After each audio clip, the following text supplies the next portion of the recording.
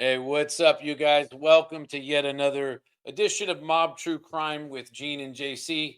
Today, it's just going to be me and a very special guest. We actually have one of my bros calling in from the federal prison, one of the ones in Oregon, good old the state of Oregon.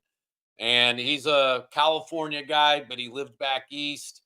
And he's one of many dudes that I know from my state that are woods, as we're called. That's any white inmate, Italian, Irish, Jewish, Poles, Anglo Saxons, Germans, Eastern Europeans, Albanians, Russians. It doesn't matter. We're all in the same boat. He's calling in and he's going to be talking a little bit about some of his history and then our mutual history. So, one of the reasons why I had never really been scared of going to prison, although I didn't want to be bored, quite frankly, that was the one thing I worried about, was because I had friends like Jason Conley and others that were in the system. And same thing with the California system, federal or California. I would have been just fine because I would have basically been showing up to a place where guys from my high school were at and college and other everywhere else. Smash the like button. If you don't like me, hit the dislike button and hit the dislike button twice, by the way. Ring the notification bell so that you get these videos on time. Leave a comment below. Let us know what you think of having somebody call in. I'm going to have more people call in from prison so you guys can hear the voices from behind the wall and what they have to say. And of course, become a channel member because we are going to be doing a lot of members only stuff. And send a super thanks in the chat, live show super chat, of course, but super thanks below. We'll still get it. And also, Cash App Mob True Crime. And I will be sending some money to my bro that is in the system. You know, it's the least that we can do. I do send him a few bucks already, but he could always use more for good old top ramens. The top ramens are the delicatessen in there. Follow us on Instagram at Mob True Crime. Gene, follow him at Gene Borello, and then CEO Rod, who also Gene and Rod both have federal experience too. Roddy J30. And then, of course, visit my website at mobtruecrime.com, Gene Borello's site, geneborello.com. So I am going to turn this over to a pre-record interview that he and I did, Jason and I did, and I'm also going to be showing you guys, there's a particular Facebook page that is basically a who's who of Woods and Southsiders from back in 2012 when he and I were both at the same treatment center together. We both had a sentencing diversion program for there's a place that will does federal inmates if you have a DEA referral, FBI, ATF referral, state cases, California, and of course county as well.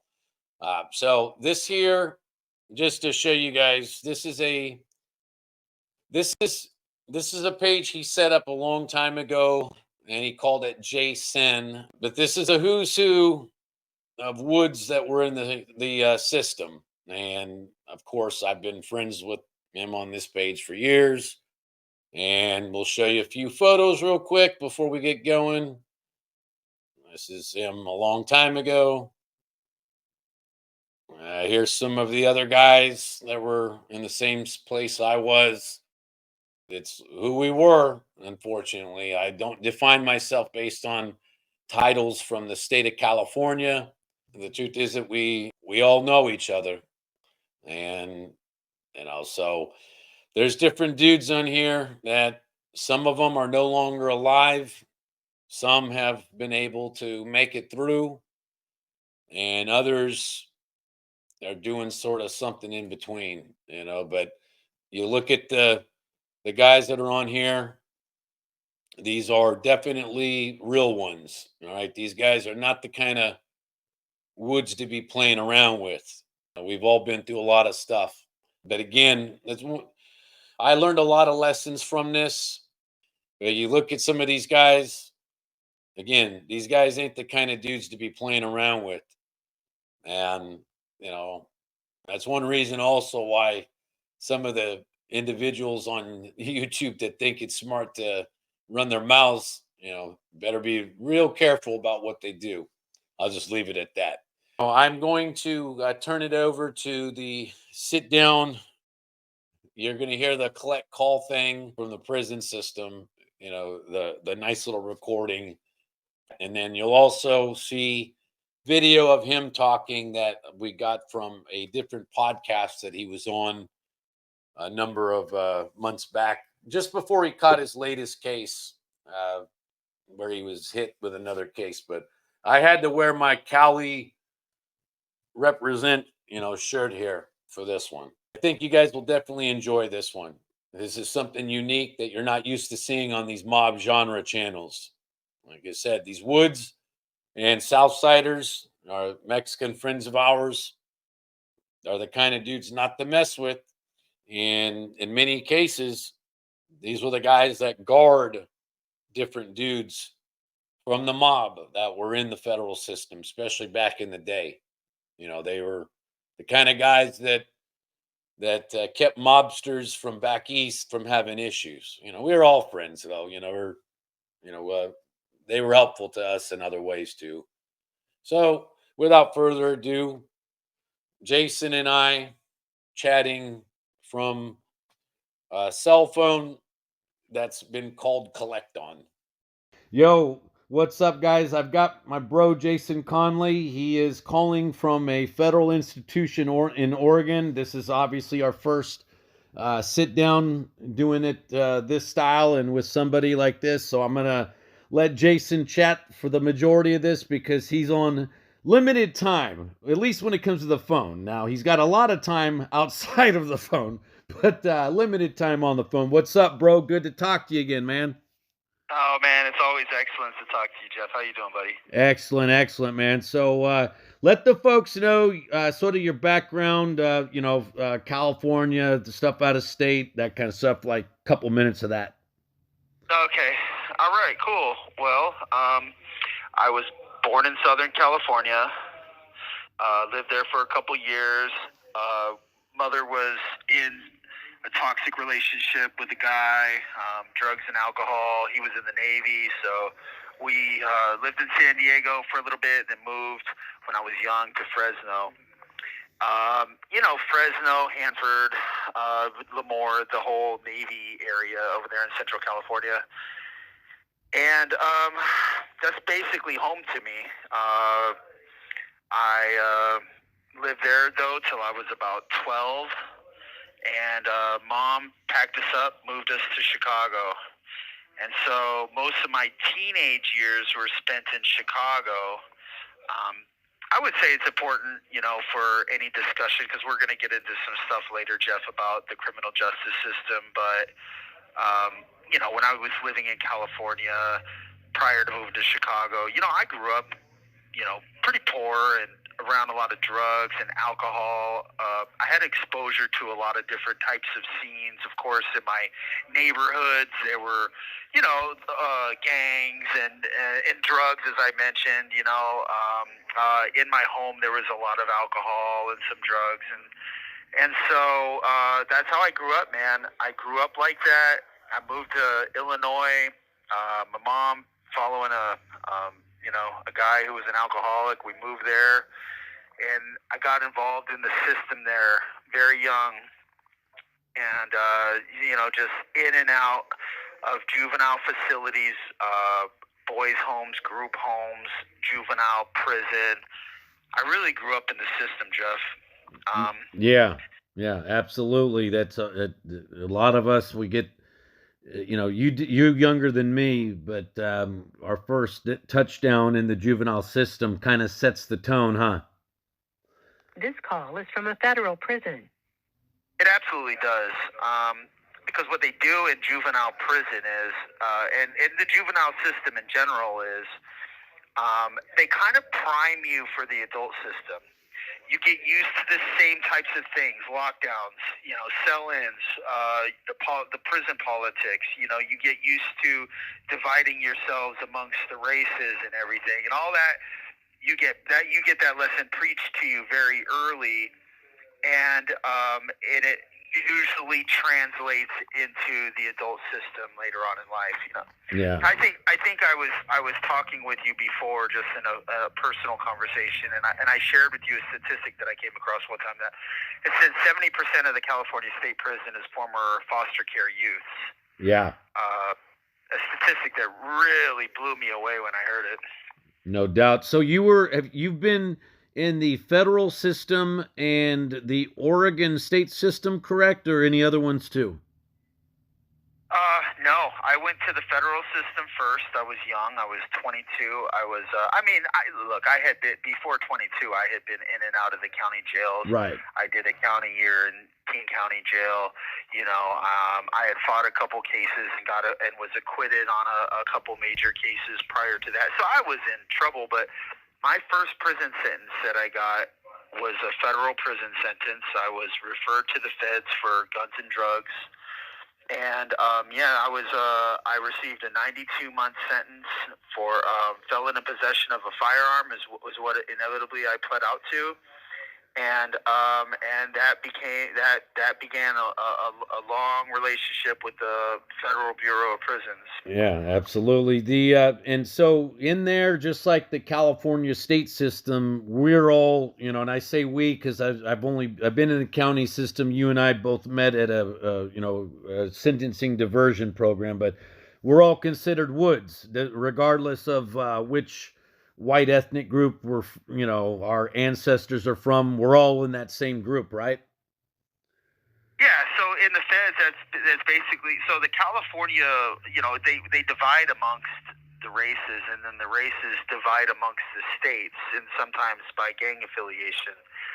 So, I'm from California, and I'm a white boy, so I am kind of lumped into the group of the guys, the California Woods, and then we're a particular what they call a car, and then so issues that happen within amongst other California guys and stuff like that, they get handled by the California guys. If let's say there's another state, like we'll just pick Illinois, right? I just picked that because I live there.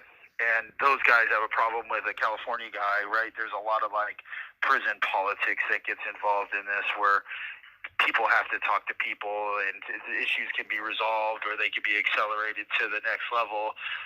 But you belong to a particular group of people, and that is definitively orientated around your race, bud. You're right. Yeah, and then for the people who don't know from out of state.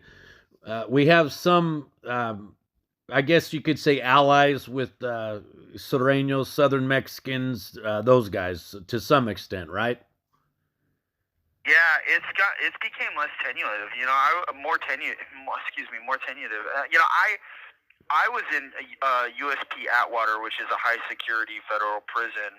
Right. When I released, and it's right outside of Fresno, Jeff.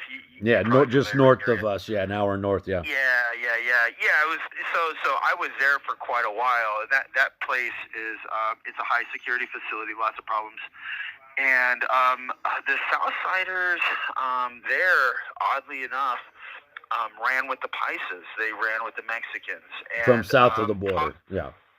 Yeah, so talking to the other guys coming in and out of here, I think that's starting to become more and more prevalent.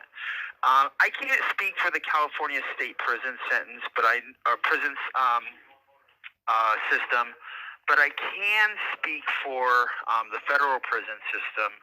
That the Southsiders have been more and more kind of aligning themselves with the other Hispanics in prison, and I don't know if that has to do with prison politics in the California state system, or if it's just whatever. Right. Right, I got you. Because years ago, the demographics were different. Where it's a numbers game, right? And then Paisas are, people from south of the border. There's a lot more of them now in the system now, so it's. Back in the day, there was a lot less of them 40, 50 years ago. And so there was more of a necessity, kind of thing for alliances. For sure.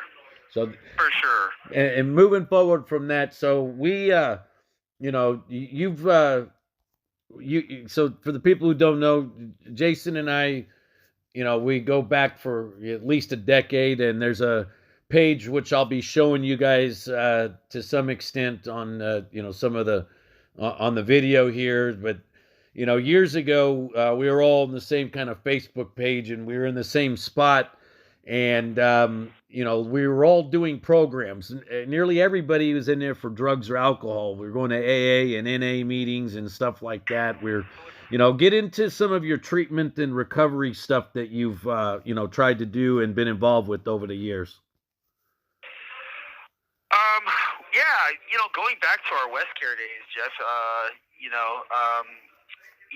West Care was obviously a treatment place where I was brought there as a result of dirty urinalysis tests, and while on federal probation for the charge that I was just telling you about, and I they made me go to treatment. I went to treatment. And man, it was, I went, I graduated successfully, and I had to come back right after. Yeah, it is an in and out thing, A very humbling experience. I think I was less committed to my recovery then than of course than I am now. Sure. But God, man, my time there was great. You and me and a handful of other guys that of course we still talk to today. That a handful of them are clean, some of them are not. I have good memories there. And for those that don't know, when I got out of. Just talk from Westcar. Go ahead. Yeah, Jeff. So, for those in the audience that's listening who doesn't know, when I personally got out of West Care, I had a lot of question marks.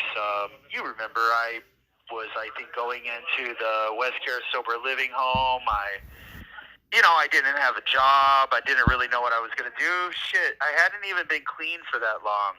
And I still had federal probation on me. And, you really took me in, truthfully, because you know people from all sorts of places, and you've always had your hands in a bunch of entrepreneurial endeavors, and you were able to, get me a job. Of course, me and another guy, Eddie. That's right, Eddie. I remember him. Yeah, for sure. Yeah, and you would come pick us up and take us, and we would go do these jobs for you or with you, and yeah, man, that was it was really a blessing to me at those times. But I just didn't make it on federal probation very well. Real quick, Jay, you had been hit by the DEA and the FBI in that case. You don't have to get into it now. We can talk about the details later. But that's what had happened, Sure. right? It was a DEA FBI drug thing, right? Yeah, on my first federal case, it was the DEA and the ATF. ATF, okay, ATF and DEA, okay. Yeah, I got, basically what happened was I had multiple arrests with firearms that led to, with drugs and firearms that led to an ATF and a DEA investigation into me.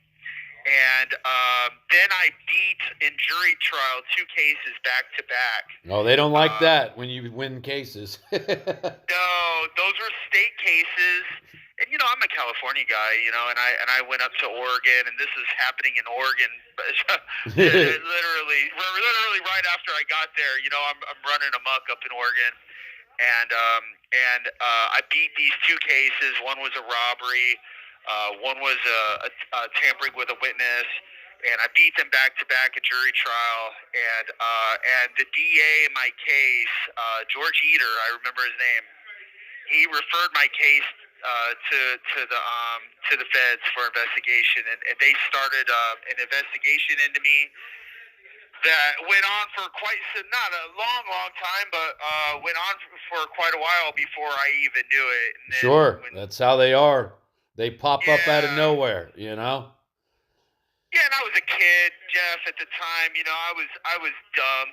you know, and I made a lot of mistakes. I was just partying, making money, having fun, Sure. living the life, you know, doing my thing, you know, and Yeah, funny, back in the day, like when I first got into West Care, right? I'm wearing a nice leather jacket and nice clothes, and that one guy, Rajender, the Punjabi guy, I used to sell to him, and also some of the other dudes. And right away, Rajender's like, "Hey, look, it's the Mafia Wood." They used to call me a Mafia Wood because of my ties to Cosa Nostra in the past, and some of the dudes knew who I was. He's a Mafia Wood, and I'm looking around and I'm like, oh, I recognize a few of these dudes. These are dudes that I used to sell to and move weight to, bro. And I'm like, shit. And all the old, even though I had been out of the system for a while, Jay, for a number of years, and it all comes back to you. You get right back into that mentality when you're around your boys, bro. Go ahead, man. yeah, you know, you're so right, and as this conversation develops, I'm gonna get into that a little bit because I think the culture of prison is, really harder to get rid of than it is to learn. Yeah. And you're right. It's such a small world. You know, you come to jail. You know, you meet people. You go to treatment. You run into them there. Yep. You're on the streets. Same you're in the people. drug world. There they are. And yeah, so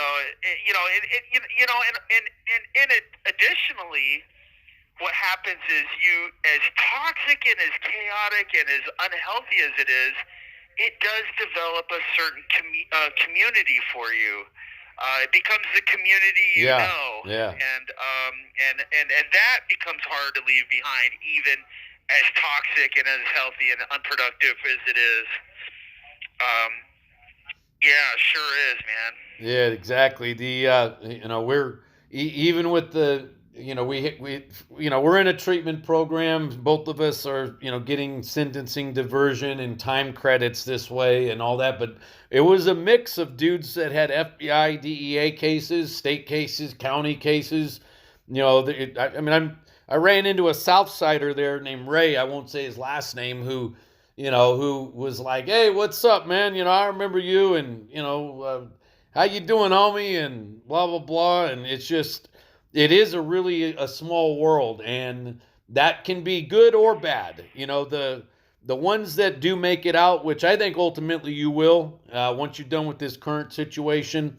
I was always one of those dudes that was on the fence of the prison, so to speak. I always made sure to throw money on you remember that dude George or some other guys from the state system. Yeah. And I used to throw books, money on everybody's books because I knew that I might be there one day, and I wanted to be known as the dude that had always done things right and was cool with people and treated people good when the chips were down. Hopefully we all do better though. Carry on, bro. Yeah, no, that's all good stuff, man, and it's all relevant, This call is from a federal prison.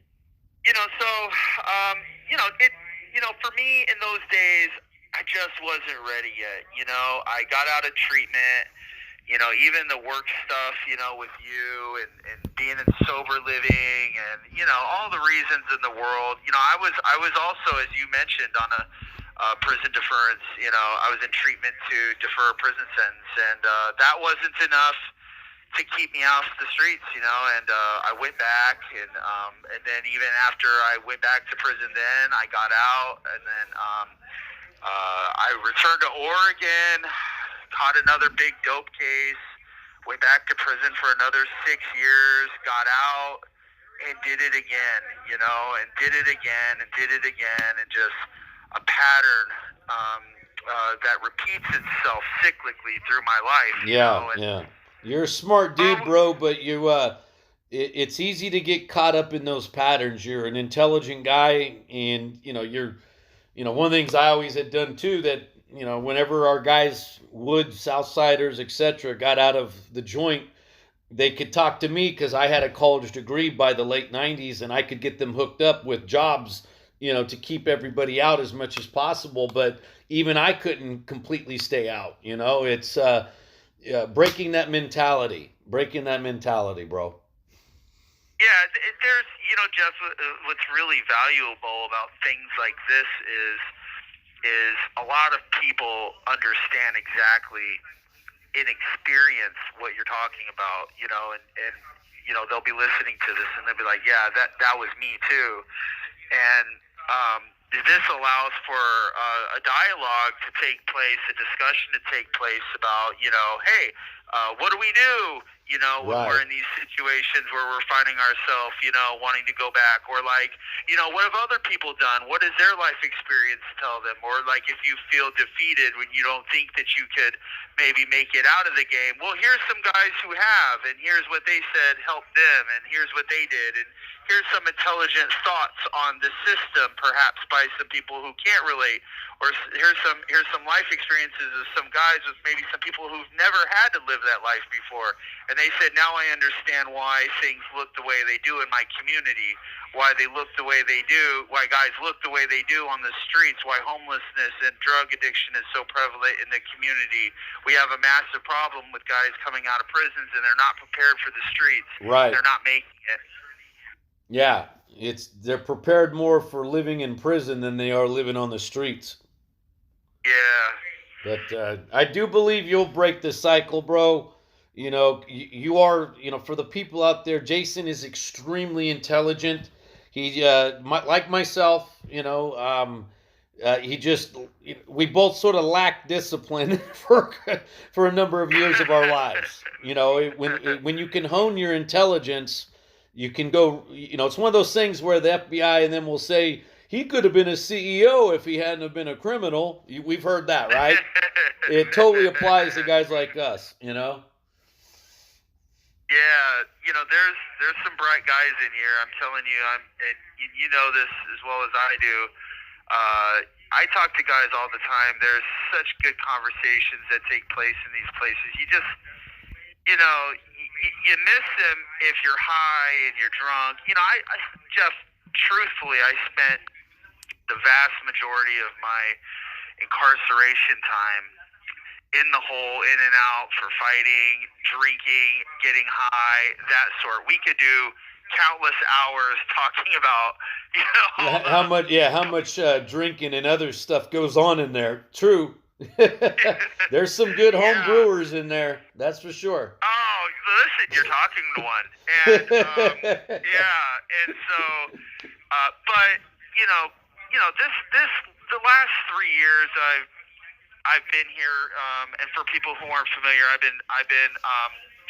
fighting another federal case. Just to let them know, where are you right now, real quick?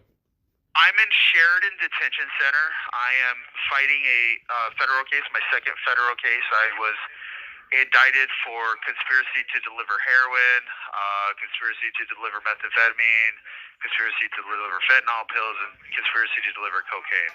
That's a few of them. Yeah. Yeah. So I was indicted on all of them. I have I have several co-defendants. And the way the conspiracy laws work federally, you don't have to know your co-defendants. Yeah. Is it a RICO case then? It's not a RICO case. The RICO case,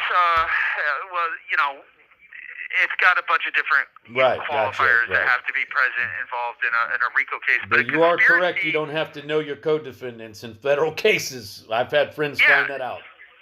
You know what? I'll give you a very simple definition of what a This call is from a federal prison. What a conspiracy looks like federally. And for those people who don't know, they'll get a little federal law 101. Jeff, let's say you and me were friends, right? Let's say we're involved in some sort of drug sales. And this goes on for any disclosed period of time. That's what they call a buyer-seller, right? Right. Just one person doing business with one other person. Let's say I'm buying top ramens off of you, and top ramens are highly illegal in this state that we live in, right? Right. And so I'm buying top ramens off of you. You, of course, are not exclusively doing business with me. You're doing business with other people selling top ramens to other people. And you're quite the top ramen connoisseur. Oh, yeah. I got all the flavors. Decided it being illegal. And so let's say you are doing business with this other guy, and he gets busted, and then the feds end up investigating them, right? Well, this is going to lead into an investigation of you, of course, and then that will lead into an investigation of me because Right. I will come up in your phone calls. I will be seen frequenting your house. Well, They're going to catch sometime in the others future, too.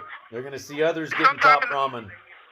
yes, sometime in the future, what they will do is they will do a mass arrest of this happened to me. There was I think 15 or 20 of us arrested on the day I was arrested, and we were all basically doing business with the same guy.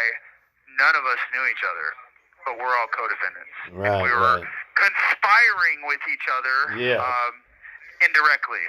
Right. And then the DEA made sure to stack up all those top ramens in a picture with all the top ramen money. Well, the worst part of it is you are responsible for all of the business dealings of you and your co-conspirators. Yes. So even though I don't know you, whatever business you are doing now becomes what I'm culpable for. And so if you just do the math on it, it could add up pretty quick. And it's a way for them to really add the numbers up really fast for the drug weights and build a sentence on you that's, imposing. Yeah, absolutely, absolutely.